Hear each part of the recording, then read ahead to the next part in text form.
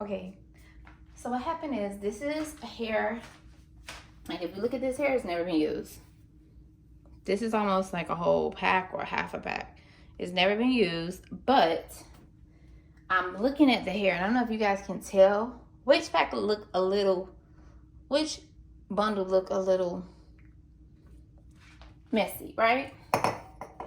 Well, you probably can't tell from that angle, but it's this one. This one look a little straggly. So what I did was I washed more hair. And I can just look at the hair, and I'm probably gonna bring you guys in close so you can see. This one just has more luster. It looks more healthier. Same thing with this bundle here. Looks so much more healthier. One of them didn't look healthy. I gotta see which one though. No, they giving healthy. It's just this bundle here. The rest of this hair looks so good. So, trying to make sure. Yeah, so all of this hair over here looks amazing. And then just this hair over here looks a mess. I think this hair could be, this hair has never been used. And I don't know where's the rest of it? Because it just doesn't look like this hair. It don't. Maybe it need washing. And then it looks shorter than these hairs. There's probably nothing wrong with it. It never been used, so it probably haven't been washed, and it doesn't have its luster. But it's still not as long as these, as if you can see. Hold on. See how these go over the edge from way up there? And then that one from way up there stops here. Can you see that? It stops there. So that's what I'm trying to say. I just know that hair isn't this hair. I'm trying to put all the same hair in my head. That's what I'm trying to do. But you know how you mix hair up so you don't know if you're putting all the same hair? And another thing, when I washed it, I knew it would give me its natural wave pattern. This wave pattern is the same. This wave pattern, I can't tell. That's the only thing I can't tell. It's a brand new pack of hair. And it's not giving me 28 inches. That's the problem. It's giving me like 26 on me. It's giving me like 26. So I already know I'm not going to use this. This will be backup if I need it, but I'm probably not going to use that. I'm probably going to use this for something. Okay, can y'all see that? It is like, oh, it is so freaking pretty. Can y'all see me? I don't want to be in this damn frame. Hold on. Okay, so I just want y'all to see. Can y'all see that plant? Because if y'all can see that big old plant, then y'all can see this hair. Okay, so this is the hair that I will, and you can see the reflection in the mirror. If this is too close and you can't see it, this is the hair that I will be using to do a custom wig. I have been doing sew-in after sew-in for about a year or two.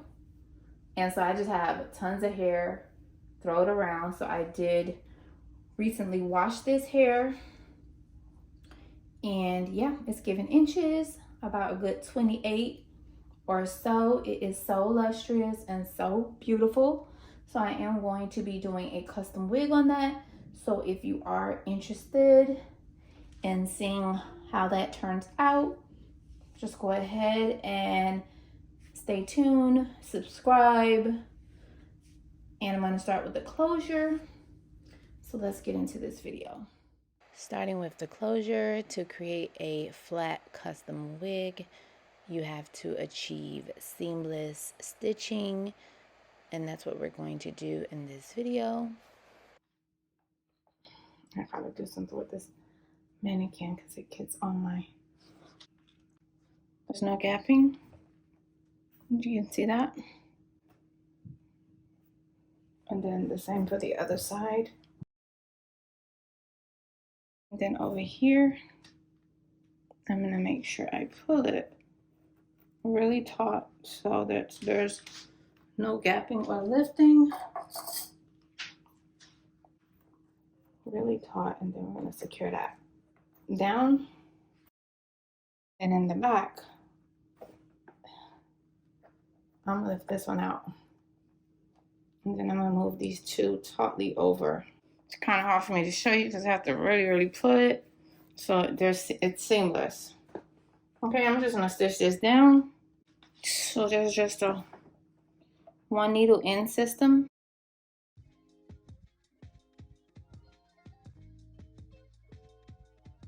And that thread should not show.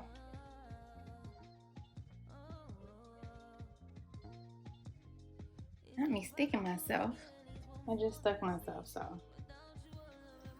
Oh, I'm not happy about that. Yeah, I'm just trying to lock that in. You see how clean that line is? This is blurring, I don't know why. The line is super clean.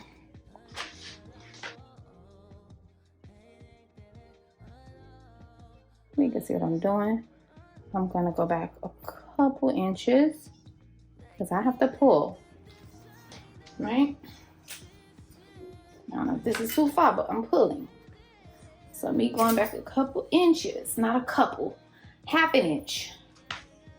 Half an inch pull. So it enters. And then about a half an inch back, not even, a quarter of an inch. We're pulling it. You get seamless stitches. I don't measure.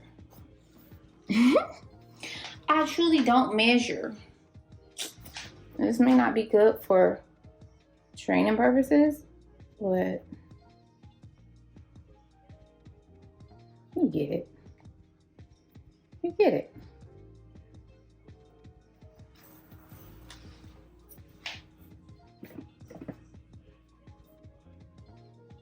As long as you continue to pull as tight as possible, you're good. You're good.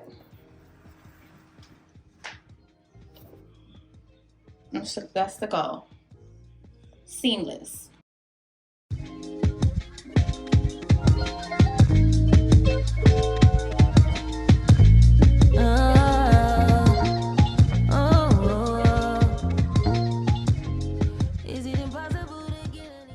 So yeah, this looks real good. Seamless, one line all the way across. I used 1 needle to do that. And yeah, the closure is in. So this is just gonna be like a part 1 because I'm not gonna finish this tonight. I'll probably start a little and shoot it. But I'm also going to, trying to get this to stay. I'm also going to start this wig and then take you through the process. So the next process will be once it's done.